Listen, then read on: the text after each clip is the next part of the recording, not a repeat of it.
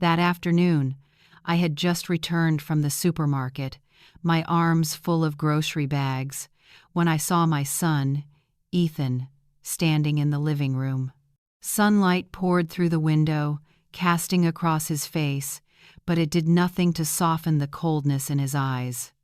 I didn't even have time to ask before he spoke, his voice sharp, steady, and cold as a blade.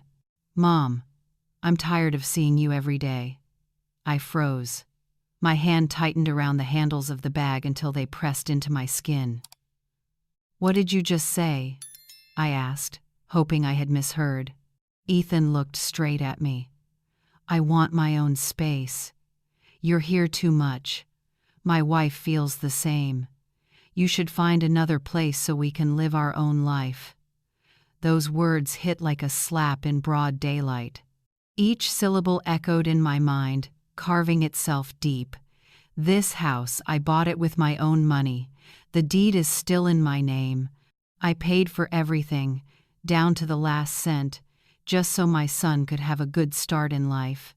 I moved into the smallest room, lived simply to support them, and now I was suddenly the burden.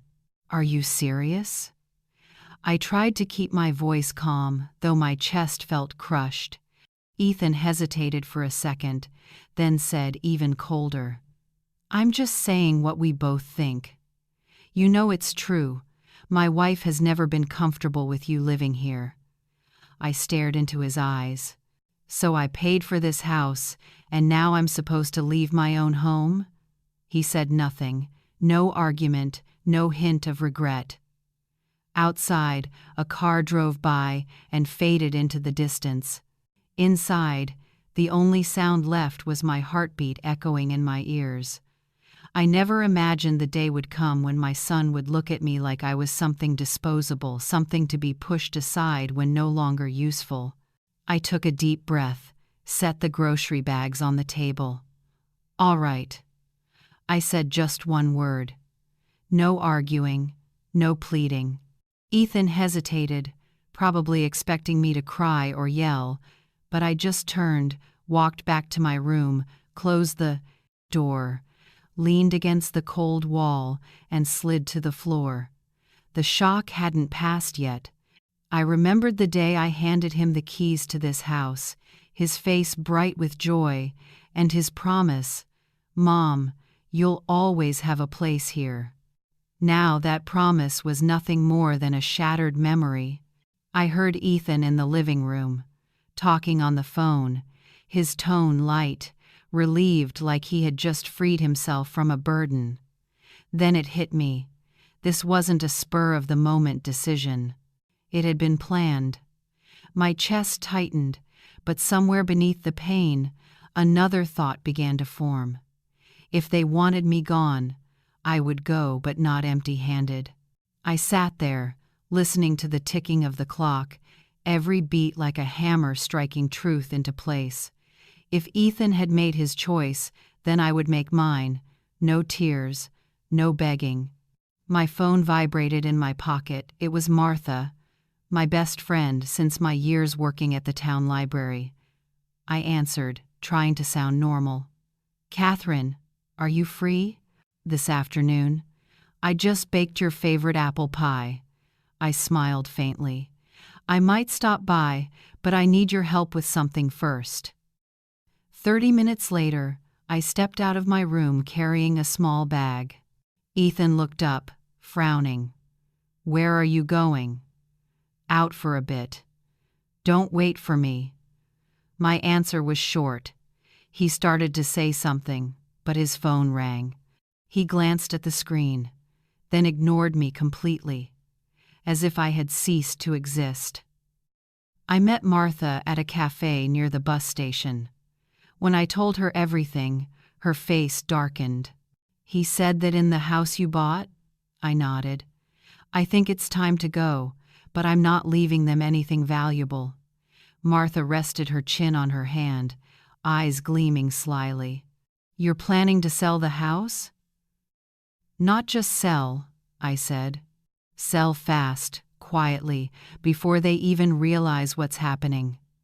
They think I'll leave quietly, I continued, but I'm going to take back everything before I disappear. The plan began that very night. Martha introduced me to a broker named Mr. Jameson, who had once helped her with an inheritance issue. He agreed to meet privately, no public listings. Under the warm yellow glow of his desk lamp, we discussed the details. You want to sell the entire property? The house is under your name, correct?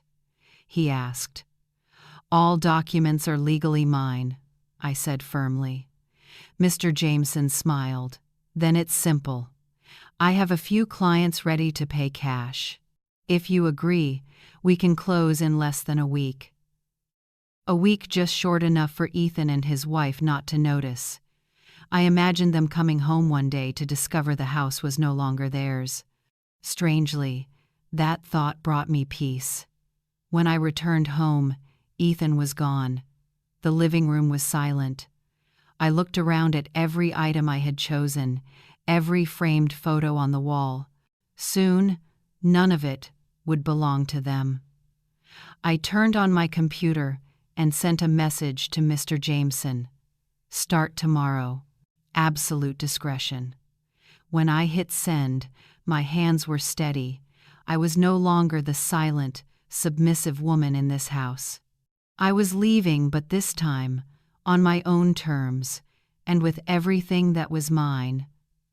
The next morning, autumn light filtered through the curtains, bathing the kitchen in gold. I brewed a pot of strong coffee, poured it into a white porcelain cup, sat down, and opened my old leather notebook. Page after page was filled with numbers, dates, lists of things I'd bought for the house, an Italian sofa, Japanese knives, a dishwasher installed last year. I marked which items I could take or sell separately. Each red mark was both a memory and an asset. At 9 a.m., Mr. Jameson called. Mrs. Miller, I found a young couple interested in buying in your area. They're ready to pay cash but would like to see the house soon. This afternoon? I asked. Perfect, he said. Would you like them to meet the current residents? I paused. I'll make sure the porter house is empty. I texted Ethan. I have guests coming this afternoon. Don't come home early. His reply came quickly. Whatever. Just 2 words, but they told me everything. In his eyes, I no longer mattered. By noon, I began packing. The valuable items went into labeled cardboard boxes. I loaded them into Martha's car parked out front. By 3 p.m., the young couple arrived with Mr. Jameson. They were polite, dressed simply, their eyes bright with hope. They didn't know the story behind this house, they just saw a warm, well-kept home full of potential. I showed them around, describing each room as calmly as any professional agent, though inside, I felt both relieved and bittersweet. We love it, the wife said, turning to her husband. He nodded. If you agree, we can put down a deposit right now. I glanced at Mr. Jameson. He nodded, confirming everything was in order. After they left, I locked the door and stood in the center of the living room. This place had witnessed too many things I wanted to forget. Silent dinners, sharp remarks, and the moment Ethan told me to disappear. That night, I stayed not because I had to, but because I chose to say goodbye on my own terms. On the kitchen table lay the deposit contract, neatly signed. Everything was in motion. I sat by the living room window, watching the streetlights flicker through the branches outside. In my hand, a cup of hot tea steamed softly, like the thoughts swirling in my head. My phone buzzed a text from Ethan. Mom, can you watch Sophie tomorrow? Amelia wants to go out all day. I smiled faintly, not from joy. I loved my granddaughter dearly, but Ethan's tone reminded me that, to them, I was just free childcare. I replied, "No, I'm busy." Just 2 words, but I knew he'd read them more than once.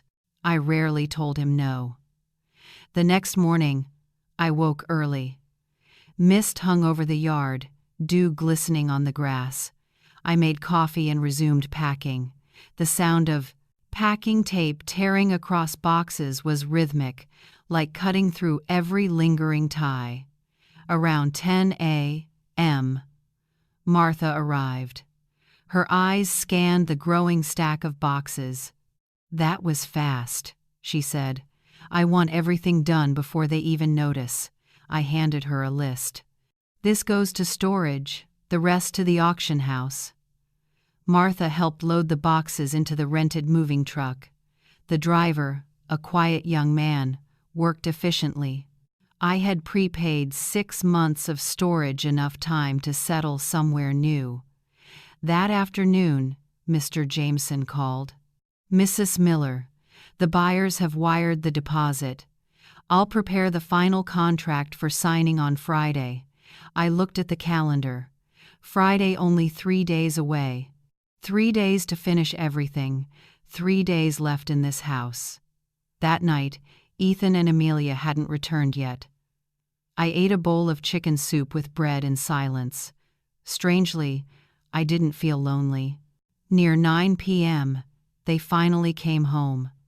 I was still at the table reading. Amelia glanced at the boxes but said nothing, likely assuming I was just decluttering. Ethan scrolled through his phone. "Remember to watch Sophie tomorrow," Amelia said, her tone commanding. I closed the book and looked her in the eye. "I already told Ethan. I'm busy." She raised her eyebrows, about to argue, but stopped, maybe surprised by how calm and firm my voice was. When they went upstairs, I looked around the house again. Everything was slowly detaching from me, becoming the past.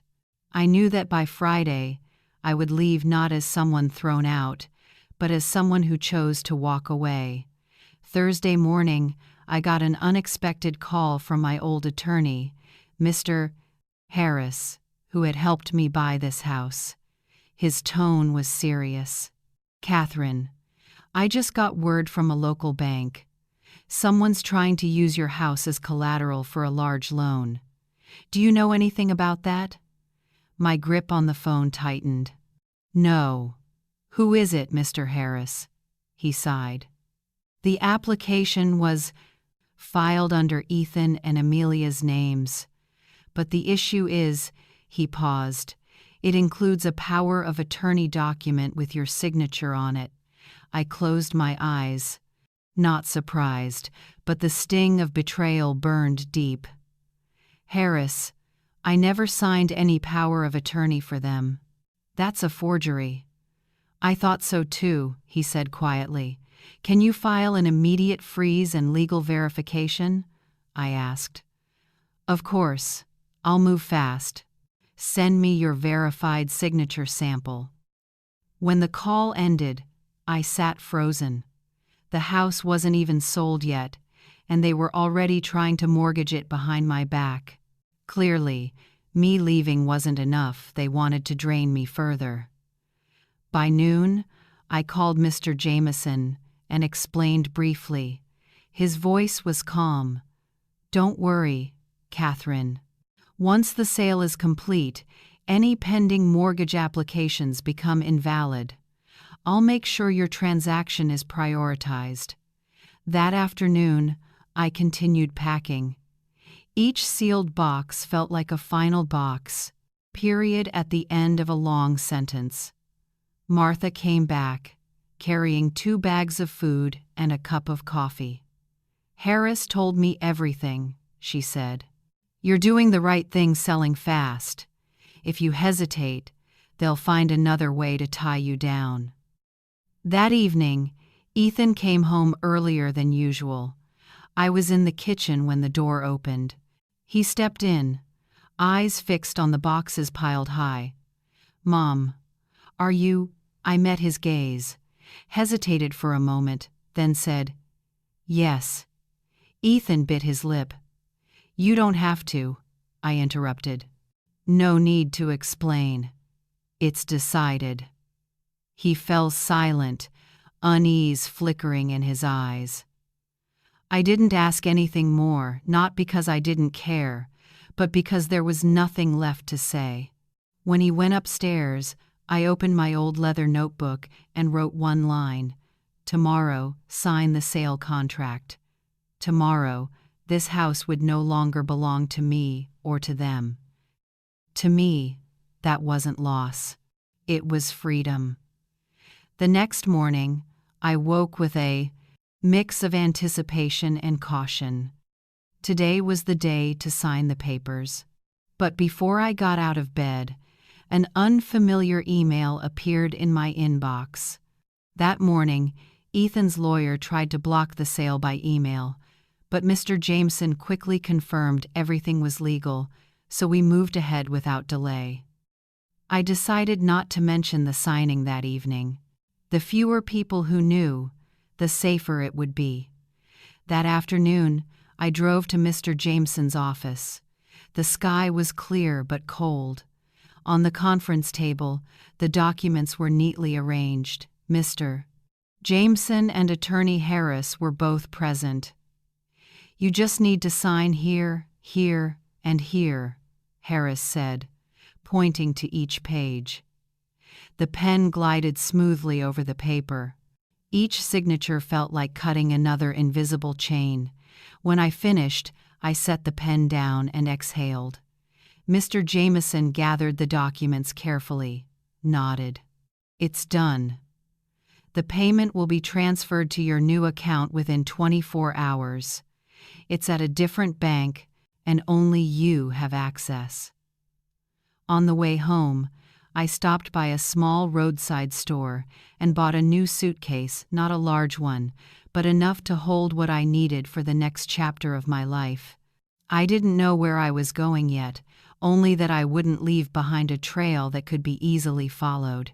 When I got home, Ethan and Amelia were already there. Amelia was sitting on the sofa, eyes fixed on her phone. Ethan leaned against the kitchen doorway, watching me with suspicion. "Where were you all day, Mom?" he asked.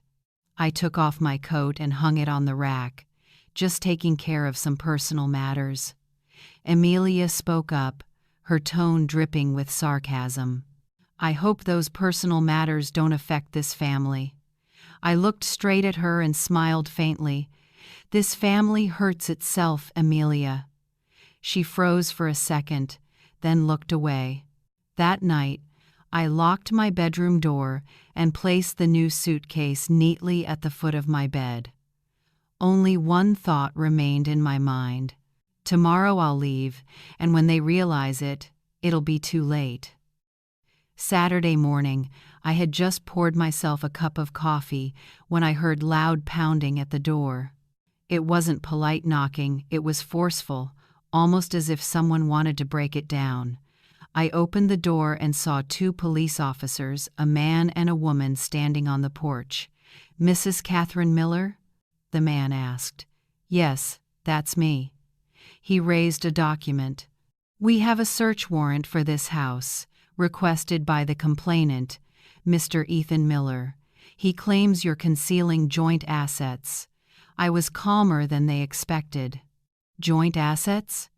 This house is in my name, it's entirely mine. Please, come in. But you won't find anything illegal to hold me for." They stepped inside and began checking each room. Ethan and Amelia came rushing down from upstairs. Amelia was still in her pajamas, hair a mess, but her eyes sparkled with anticipation, as if she couldn't wait to see me in handcuffs. "Do you really think you can sell the house without asking us first?" Amelia spat out each word. I looked at her the way one looks at a child caught stealing cookies. "Not think, no. And I already did."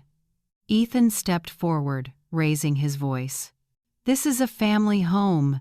You can't destroy everything just because you're angry." I laughed. a sharp sound that even startled me. Family? What kind of family plans loans behind my back, forges power of attorney documents, and hires lawyers to block me? The female officer stepped in, her tone firm. Ma'am, all documents confirm that this property belongs solely to Mrs. Miller. The warrant authorizes only a search, not seizure. There's no sign of a crime, so we'll be leaving. When they left, Amelia's face went pale, and Ethan pressed his lips together, speechless. I walked to the dining table, took a thick envelope from my jacket, and placed it down. This is a copy of the house sale contract I signed yesterday. The transaction is complete. The money is somewhere you'll never reach. Amelia lunged forward to grab the envelope, but I pulled it back. No, this one's mine. You'll receive the official documents from the lawyer in a few days. From now on, you have exactly 4 days to find somewhere else to live. The room fell into heavy silence. No more shouting, no more police, only the weight of truth. Ethan looked at me with a mix of fear and disbelief. Amelia's fists clenched so tightly her knuckles turned white. I took a sip of coffee and spoke slowly. I told you, when you finally understand, it'll be too late.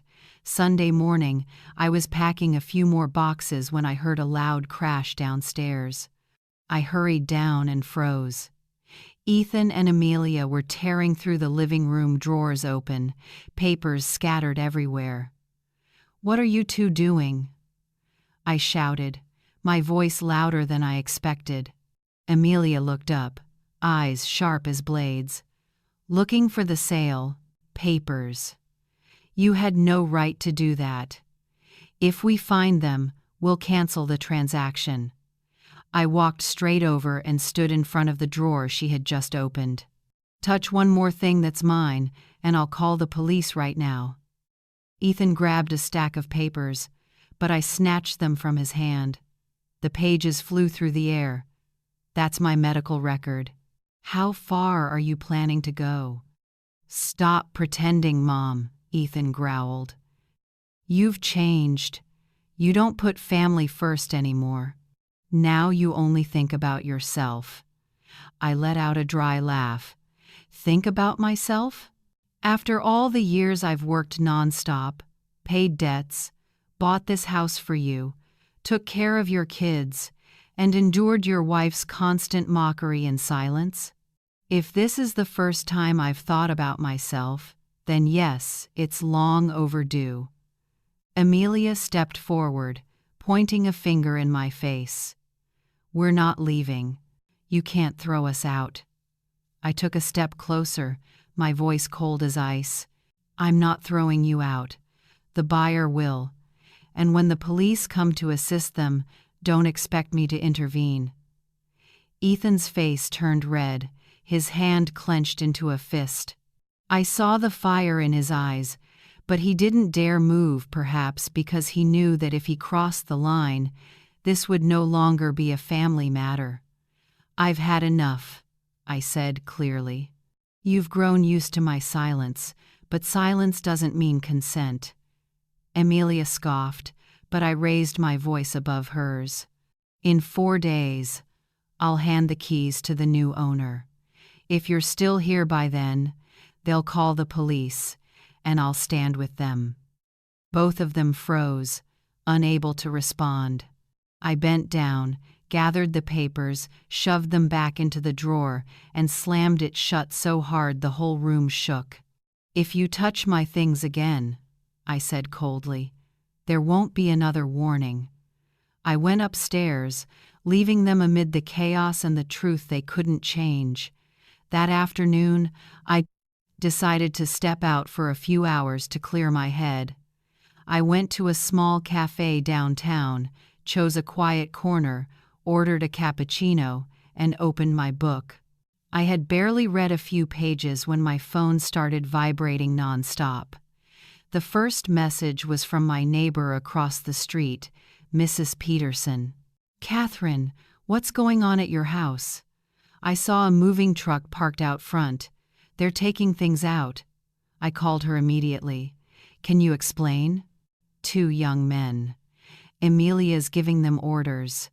They're moving a large cabinet and the dining table. I thought you were moving. I gripped my phone. No, that's my stuff. Without another word, I rushed out of the cafe and drove straight home. The scene made my blood boil. The truck was open, already filled with furniture, most of it things I planned to take with me. Emilia stood in the yard, on the phone, pointing for the men to continue. Ethan was nowhere to be seen.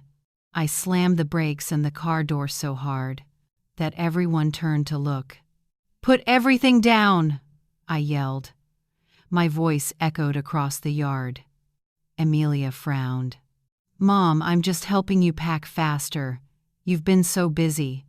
I walked up to the truck and stood directly in front of it. "This is my property. If you move one more thing out of this house, I'll call the police right now." The two men looked at each other, then set the furniture down. Clearly they didn't want any trouble. Emilia came closer, lowering her voice but dripping with venom. "You're overreacting. We have rights too." I pulled out my phone and dialed the police. "Your rights end at this door, and this house won't be yours much longer." When she realized I was speaking to the police, Emilia turned away, muttering curses. The truck drove off within minutes, leaving furniture scattered across the front yard. I stood there, heart still pounding. Part of me wanted to cry out of sheer rage, but clarity was stronger. I understood this was proof they were willing to break the law to get what they wanted. That night, I sent all the photos and Mrs. Peterson's statement to Attorney Harris. His reply was short. "Let them dig their own grave. It'll make the case easier." I closed the email, looked around the messy room, and told myself, 3 more days, then it's all over. The next morning, Harris's office called unusually early. His voice was heavy. "Catherine, you need to know this. Last night, Ethan contacted another agency, claiming you're mentally incompetent, and requested they halt the sale." I sat upright, my heart pounding. Mentally incompetent? Based on what? They submitted a copy of a psychiatric evaluation, but the doctor's signature is fake. I called the clinic listed, and they confirmed they've never treated you. I laughed bitterly, though anger burned inside me.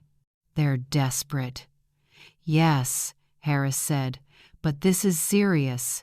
If we don't act fast, they could delay the sale. I recommend you come to my office today to sign an official rebuttal, along with a medical certificate." I agreed immediately and called my personal doctor, Dr. Taylor, who had treated me for over 10 years. Within an hour, I had an official mental health certificate declaring me completely fit, signed and sealed in red ink. On the drive to Harris's office, I thought about every step Ethan and Emilia had taken falsifying documents, breaking into my home, trying to steal, and now fabricating a story about my sanity to strip away my rights. Every act was another knife, but also another rope tightening around their own necks. Harris already had the papers ready. "We'll file the rebuttal today," he said. "And I'll also request a formal investigation into the falsified medical records. If intent to defraud is proven, they'll face criminal charges." I signed each page with a firm stroke. "Harris, I want to see this through. No more concessions." He nodded. "Understood." When I got home, I saw Ethan sitting on the porch, phone in hand, avoiding eye contact. Emilia wasn't there. I walked past him, hearing him mutter, "Mom, this is going too far." I turned to him. "Too far?" The moment you decided to deceive me, it already went too far. There's no turning back now." He opened his mouth to speak, but I'd already stepped inside and closed the door. There was no room left for pity. That afternoon, Harris emailed me. "The court has accepted the rebuttal. The house sale will proceed as planned. The forgery investigation begins this week." Reading that, I leaned back in my chair and truly smiled. Only 2 days left. Monday morning, I was checking my packing list when the doorbell rang. On the porch stood a woman in a dark suit holding a briefcase. "Mrs. Catherine Miller?" "Yes, that's me. I'm a social worker from the Department of Adult Protective Services. We received a report suggesting you might be a victim of financial abuse and require urgent intervention." I frowned. "A report from whom?" "That information is confidential," she replied, her voice professional. "But I need to ask you a few questions and may have to review your living conditions." I understood immediately Ethan or Amelia again, pretending to be concerned just to stall the house sale. "Come in," I said evenly. She opened her notebook and began asking about my income, bank accounts, and health. I answered clearly, handing her Dr. Taylor's medical certificate and a statement of my new bank account. She frowned. "That's odd. The report described you as elderly and frail, unable to manage your finances, and coerced into signing documents." I let out a short laugh, though there was nothing funny about it. Seems they forgot that I initiated the house sale myself and signed everything in front of witnesses. When she reviewed the sale contract and supporting documents, her expression softened. "It's clear someone's trying to manipulate the system to cause you trouble. I'll close this case today. If they submit another false report, it'll be considered a criminal offense." I nodded, thanked her, and saw her out. My chest burned with anger, but also relief. Another scheme exposed.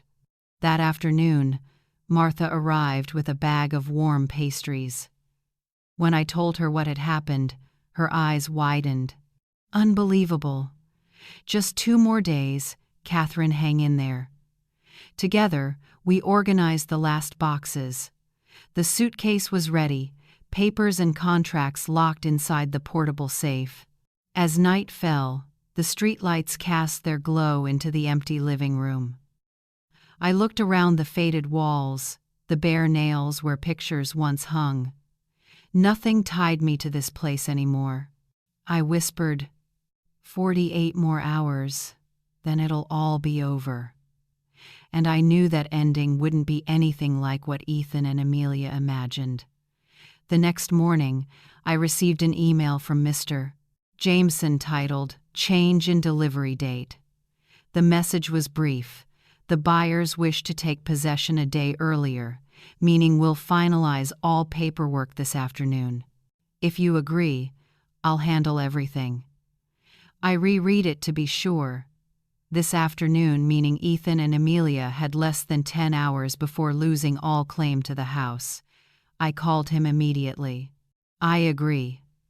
Do it as fast as possible and keep it discreet." He chuckled softly. "Understood. I'll bring the documents by at 3 p.m. I stood in the kitchen, feeling a surge of energy. I was going to leave earlier than planned, and they wouldn't have time to react. By noon, Ethan and Amelia still hadn't returned. I called the moving company and asked them to come that same day. Martha came over to help supervise. We worked non-stop. The boxes were neatly stacked, the suitcases sealed, and the portable safe placed by the door. Around 2 p.m., I heard a car pull into the driveway. Amelia stepped out, smiling until she saw the moving truck parked in front of the house. Her smile vanished instantly. "What's going on?" "What are you doing, Mom?" I didn't answer right away, just kept signing papers with the movers. Ethan got out of the car, frowning. "You said there were still 2 days left." I looked him straight in the eye. "The plan changed. I'm handing over the house this afternoon." Amelia froze. "No, you can't." "I can. And I already did." I cut her off, my voice cold as ice. The buyers wanted to move in early, and I agreed. "As of 4 p.m. today, this is no longer your house." Ethan stepped forward, angry. "You did this just to humiliate us." I smiled faintly. "No, this is simply the result of the choices you made." At exactly 3 p.m., Mr. Jameson arrived. We signed the final documents in the living room, with Martha and the movers as witnesses. When I set my pen down, he confirmed, "The transaction is complete.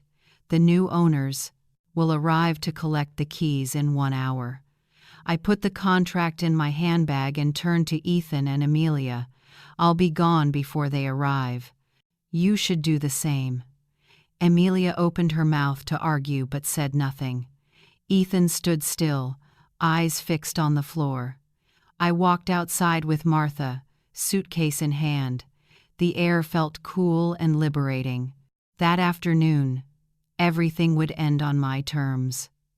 As we were loading the suitcase into the car, a black SUV sped into the driveway and stopped abruptly.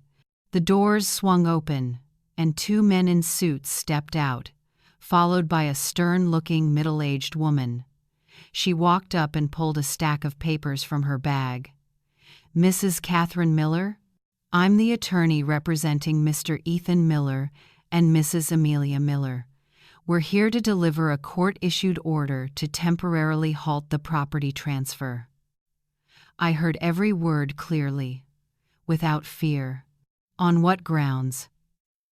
"My clients claim that you sold the house for less than its market value, to conceal joint assets, thus violating their inheritance rights." I let out a quiet laugh. "This house isn't joint property, and they have no inheritance rights while I'm still alive." "That order won't last 24 hours. Martha stepped forward, her tone sharp. "They're just stalling, and you know it." One of the men demanded that I stop the move until the court reviewed the case. I looked at them, then at Mr. Jameson, who had just stepped out of the house with a briefcase. He raised an eyebrow. "I filed all legal ownership documents with the court this morning. This order is based on false information. I'll call the judge right now." While he was on the phone, I turned on the recorder on my cell. "Please repeat the full content of the allegation for the record." Ethan's lawyer hesitated, but eventually read the entire statement aloud. Her voice was captured word for word. A few minutes later, Jameson returned with a cold smile. The judge reviewed it. "The order has been canceled immediately. I suggest you all leave before the police arrive to assist the new owners." The lawyer's face stiffened. She stuffed the papers back into her bag and left without another word. The 2 men followed, clearly defeated. Amelia, who had been standing on the porch the whole time, suddenly stepped forward and shouted, "You'll pay for betraying us, Mom." I looked her in the eye, my voice steady and low. "No, Amelia, you'll pay for mistaking my kindness for weakness." Less than an hour later, the new owner's car pulled into the driveway. They shook my hand, took the keys, and stepped inside. Ethan and Amelia stood frozen, as if unable to accept that it was truly over. Martha and I got into the car. As we drove through the gate, I glanced at the rearview mirror and saw them still standing there, 2 lost figures on the porch of a house that no longer belonged to them. I knew I had won, and I had done it with dignity. Not 10 minutes after leaving the neighborhood, my phone rang. A strange number. I hesitated, then answered. "Mrs. Miller?" a deep male voice said. "This is Detective Monroe from the police department. I need you to come to the station this afternoon regarding an ongoing investigation." I frowned. "What kind of investigation?" "A complaint was filed alleging that you removed personal property belonging to Mr. Ethan and Mrs. Amelia Miller during the move. We need your statement." I let out a dry laugh, unable to hide my sarcasm. "They're persistent, aren't they? Still, we need an official statement as soon as possible." Martha looked at me as I hung up. "Another trick?" "Yes, but I won't just defend myself," I said. Before going to the station, we stopped by the storage unit. I retrieved the boxes I had prepared. Receipts, invoices, photos of every item in the house before the move, signed sales records, and bank statements. At the station, Detective Monroe welcomed me into a small office. He opened a thin file. "Mrs. Miller, here's a list of the items the plaintiffs claim you took unlawfully. 1 sofa set, several framed paintings, a coffee machine, and a portable safe." I calmly laid out the documents and photos on the table. "Here's the receipt for the sofa set from the furniture store, dated 2018, under my name. Here's the receipt for the paintings from an art exhibition, also under my name. The coffee machine was a Christmas gift I bought for myself last year. And here's the warranty for the safe, along with my credit card statement proving the purchase." Monroe examined each paper, his expression shifting from suspicion to respect. "You've prepared thoroughly. I knew they'd try everything, so I left no loose ends." After about 30 minutes, he closed the file. "I'll note in my report that this claim is baseless. If you wish, you can countersue for false accusations."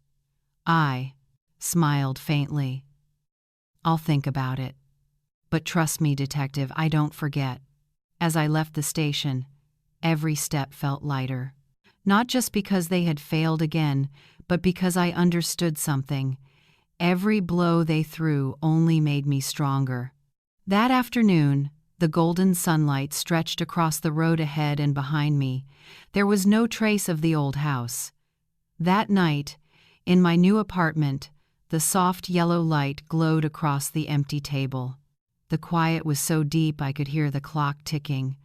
Though almost everything was settled, my heart still felt heavy. The phone rang. It was Harris. His voice was serious.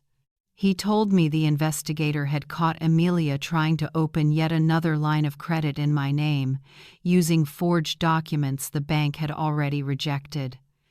I closed my eyes and said nothing. Part of me wasn't even surprised anymore, yet the betrayal still felt suffocating. "Thank you, Harris. I'll decide what to do next." After hanging up, I stepped onto the balcony. The night was quiet, the air cool. Across the street, warm lights glowed behind windows, families gathered around dinner tables, laughter, the soft clinking of dishes. Simple sounds of belonging that no longer included me. I leaned on the railing and let the memories flood in. Family dinners, Ethan's laughter as a child, the proud look in Richard's eyes, my husband, each time we overcame hardship. Now they were only distant echoes. Back inside, I opened the small wooden box I always carried. Inside were old photos. Ethan with messy hair laughing beside his treehouse, a Christmas picture of all of us in red sweaters, and a letter from Richard, the ink faded by time.